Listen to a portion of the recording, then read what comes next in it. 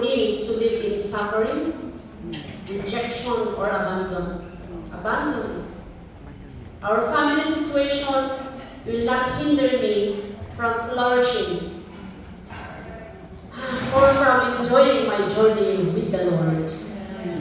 What I received from the Lord is, this is a personal encounter with Him. Abiding in Jesus is the secret to a flourishing and fruitful life.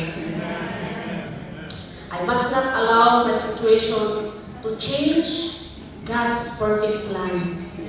I must stay rooted in Him. Amen.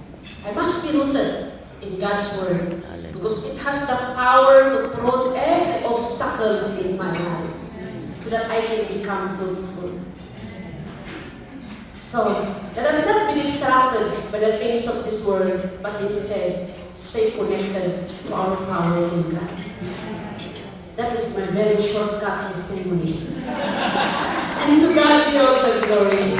Thank you so much for this conference. I can say thank you to all our speakers. I am so much blessed and I am elevated. Praise the Lord.